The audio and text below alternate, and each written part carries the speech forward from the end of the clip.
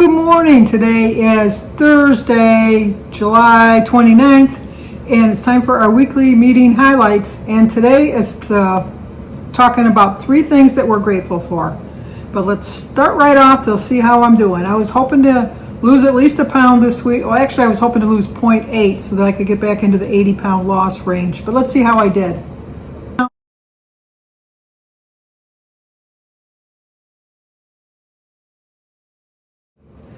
I did so well. I lost 1.6, and that means I'm back at 80.8 pounds. On my way to the 90s now. Just like set small little goals, and that's the next goal is to get into the 90s again. So as far as weight loss, well, even I want to get into the 90s because I want to be in Wonderland. So the 90s, let's head that way. But anyway, today we're going to talk about 3 things that we're grateful for. They tell you to do, the first thing they tell you to do is think. What are 3 good things that happened to you today? I got good news from my sister-in-law that things are picking up for her. That was good. That was one good thing. The second good thing I got was Aaron's mother is having some health issues, and we got good news about her prognosis. So that was my second good news for the day. And then my third good news for the day is that I'm going to the grocery store to get my food for my vacation, which I'm starting tomorrow morning. Can't wait. So those are the 3 things I'm going to be grateful for today. It's early. I'm sure I'm going to have a lot more to be grateful for. The next thing they tell you to do is write it down. Help the goodness sink in. Jot down the details. Where were you? What were you doing? What were you saying? The more details you put, the better it is. I am a journaler, so I do keep things on a journal. I do take my YouTube videos, so that's kind of a progress tracking thing that I can look back and see my good days and my bad days. A lot of people don't like to write down what they're happy for, but I think if you just think about it once, like at the end of the day, before you go to bed, or even when you're laying in bed, try to think of 3 good things that happened to you during the day, no matter how small or minute they are. And tell yourself that you're not going to fall asleep unless you find at least one good thing. And I know some days that's very difficult to do. I realize that sometimes that's very difficult to do. But then that'll be like the sheep in your dreams lulling you to sleep, because like you're thinking, you might fall asleep at that point. But I don't know. Just waking up in the morning, you should be grateful for that. Some people don't have that opportunity. So I'll give you a head start on that. Of course, then sometimes people don't want to wake up in the morning, but anyway. And then the last thing they tell you to do is reflect. How did you feel when it happened? And how do you feel now looking back? I felt pretty good. It was all good news. It really was all good news. So my day is starting off, and it's early, so I have a whole day to look forward to. It's very easy, normally, even to obsess over what's going wrong versus what's going right. We all know that, because if things aren't going right in your life, I think that's what we tend to dwell on more than trying to look past that. And that's just a human reaction. That's just normal for everybody. We're always going to dwell on the, why did that happen to me? Type of thing. But try to compare yourself to someone else. Like you can think, I don't have anything. And then as you're driving down the street, you see someone homeless pushing a grocery cart. You've got a home that you can go to. Granted, like sometimes it's a struggle to pay for that home, but you still have a home. They're just outside in the elements. So that's something that you should think about. Science says that focusing on what's going right in your life can easily help you to reach your wellness goal. I've been struggling for the very long time, and I could really just have been dwelling on it, and I could have fallen deeper into that pit. And I could have kept on gaining, but I latched on real quick to think, I got so many good things in my life to be happy for. Whether I lose weight another pound or not, it's not going to make me any happier, or it's going to only make me sadder if I gain more weight. So, it's just a matter of perspective, really. And research shows that keeping a gratitude journal or noting 3 wonderful things that happen to you each day can make you happier, which means you're more likely to make healthier choices. Well, that's really true. If I'm like waking up and I'm in a really good let's lose weight frame of mind, I'm going to make really smart choices that day. But if I wake up thinking, I'm so tired of being on this plan, I can always find something to make. You know, you can have the healthiest food in your house. Like, you know, like I use the Kodiak pancakes. They're very healthy. It's 5 points for a half a cup of the dry mix, which makes 4 good-sized pancakes. But if I'm not in the mood, I'm thinking, you know what, when I go to a restaurant, they give me 6 pancakes. So why don't I just use a cup of, you know, like a whole cup of pancake mix? So you can even take your healthy options and use it to extremes. And I just thought of this thought in my head as I was saying that. My berries, I'm telling you, I know, healthy option, but I take it to the extreme. So, but they make me happy. So, anyway, so you want to make your journey easier? Focus on 3 good things. Get into the habit of calling out 3 good things that are going on in your world. Anything, because you can always find at least, you know, I found my glasses that I couldn't find, or I found this favorite book, I found a favorite recipe, you know, my favorite show is on. Find something that makes you happy. And then write it down if you need to. Some people have, like, Julie Hasselberger has like a fish bowl, which is, she calls a gratitude jar. And every day she just puts something in it, and she just puts it in there and just forgets about it. And then whenever she's feeling low during the month, she just picks one out to see what a happy thing that happened. And then she kind of reflects on it to think, well, you know, that was a happy time. And then she's thinking about a happy time. I always say I'm going to do that, but I never do. But one of these days I'll really do something that I say I'm going to do. And then try to be detailed in your little happy things when you put it in. How many times, which I've done myself, like I'll leave myself a little note in my checkbook or something, and I'll think I'll remember that, and then I don't. A good example is on Wednesdays, my son Jimmy and I do an Ask Us Anything questionnaire, and a lot of times I'll just like kind of shorthand it. I have this problem where when I read, I don't read every word. So sometimes, I don't know that it's a problem, it just helps me to read faster, I guess. But sometimes when I take notes, I use that same philosophy, and I forget, and then when I go back to look at my notes, it takes me a minute to remember what was I trying to get across with that question.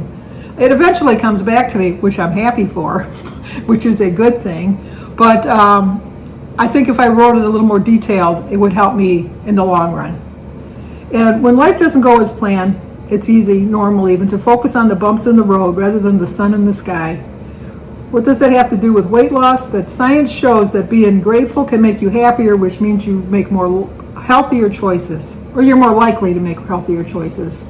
And that can make your weight loss journey all that much better. It really can. How many of us have picked like an unhappy day and just thought, turn to food? Food is a comfort. I don't care. Food is surrounded by everything, whether it's happy or sad. You go to a wedding, you have food. You go to a funeral, you have food. So you have to realize that even though you're having the food, you should be concentrating more on the social aspect. When you're at a wedding, you're happy, and it's very easy just to eat things and not pay attention to it. And at a funeral, you're kind of sad, so you tend to eat a little bit more. But then instead, you should be focusing on the joy of knowing the particular person that passed. I love going to, I know this is going to sound, I don't mean it to sound morose or anything like that, but what I love about going to a funeral, I mean, you got to pick, nobody, let's start it off, nobody likes to go to a funeral. But what's nice about a funeral is afterwards, when you go for the wake, sharing so many great stories of the person that's passed. Stories that you might not have known about, or stories that you just completely forgot about. And I really believe that the spirit of the person that's passed is in that room with you, and kind of nudging the people with, oh, remember this? Remember when I did that? Remember, you know? And so like it'll come, a memory that'll come up. And a really sad day can turn into not a happy day, but a happier day than it started out to be. Nobody looks forward to going to a funeral. Nobody does. And nobody looks forward to going to the wake either, if you're going to be honest. You're not going to say, oh, I can't wait till the funeral's over because then I can go and eat. Nobody thinks that. But going to the wake, remembering the person that's passed, I think that makes it for a little bit of a happier occasion. You're not going to celebrate it every year like, oh, today's the day, you know, whatever. But I mean, I hope I'm making myself clear. I don't want to sound like really morose or anything like that, but I just love hearing stories that I didn't know about that particular person. When my brother-in-law Bruce passed away, we had his wake at my house here, And I have a fairly good sized house, but I didn't realize how many friends he had. That the house was, I just was thinking we were going to have maybe 50 or 75 people in the house. I would swear we had like 200 people. We had so many people in my house, I was afraid my floor wasn't going to hold all the weight. That's how many people we had. And I never realized how many people's lives he had touched until we went to the funeral. Until, not to the funeral so much, but the wake afterwards. And to hear the great stories about him. And I could say the same with some of my friends. There were so many people at my friend Marty's funeral. Even his wife was astounded because he made friends everywhere he went. And the stories were, I know I'm getting on a rant here, but I mean, I'm just trying to say that even in the saddest of sad days, sometimes you can find a happy moment. I realize that it's very hard, and I am not equating sad days with depressive days, because people that suffer from depression, that's an illness, and so that's completely different. So I realize that if you suffer from depression, it might be a little bit hard to find a happy day. I am talking strictly about a sad day. That's I wanted to make that very clear. I don't want to make light of people that have depression, because that's a serious illness, and I think that there shouldn't be any shame to that. I take medication for my blood pressure. I have no shame for that. So if somebody has a problem with mental illness, and it says illness right in the description, so that tells you that you need to take some sort of medication, I don't think there should be a stigma to it. Okay, I'm not done with that rant. So they recommend practicing 3 good things throughout the week that intentionally call out the good things, more likely to make, if you call out the 3 good things in your life every day, it tends to make a habit of it, and that'll be better for you in the long run. The recipe is for, I saw it earlier, it did look good, so we'll see. I think it was for pork chops. Yes, mustard-glazed pork chops with peaches. Now, you got me with the peaches. It's a fruit, but it does look good. I will include a picture at the end of the video showing you what it looks like. It does look very good. And I'll leave the recipe in the description box down below. But you use lean center cut pork chops, olive oil, salt, garlic powder, coriander, black pepper, red onion, peaches, mustard, vinegar, honey, and option is mint leaves. I've never used mint leaves. But anyway, 1 pork chop, 2 peach halves, and 2 onion wedges equals 6 points on all plans, which is that's a good range for a dinner. It really is. So 1.6 loss, 80 pounds, 80.8, get that 0.8 in there because it's almost 81. Pounds totally lost. I'm going on vacation this week. I'm leaving tomorrow, so I don't know for sure that I'm going to have a meeting highlight next week, but I will leave a link in the description box down below. Also, you can go over to Joan's Pointed Plate on Wednesday. She does the meeting highlights, and Dish with D does one on Saturdays. So my plan for the week on my vacation is to maintain. If I lose, that's a bonus, but I am not going to come back with a gain. I made my mind up. I've got my healthy foods all lined up. I've portioned out my snacks. I'm prepared for my vacation. I'm still going to have a good time. I'm going to have ice cream one day, and I'm going out to eat one day. But all my other meals, I pretty much planned. I actually did a menu plan for the week so that I will stay on track, which I don't do a menu plan for the weeks, but I did it this time because I'm so determined, especially when I'm back into the 80s. I don't want to lose that momentum that I have going. So if you're new to my channel, please subscribe, leave a comment, hit that like button, share if you think somebody might like to see it. And as always, stay safe. Please, stay safe, especially now with everything going on. Do your best. I'll talk to you guys either on my daily vlog, or I'll see you next, no, I won't see you next week. I will try to do a highlight meeting on Friday or probably Saturday. So, but I'm not promising, so that's why I wanted you to go to the other 2 channels if you want to get the meeting highlights. Okay, I babbled on too long. Talk to you guys later.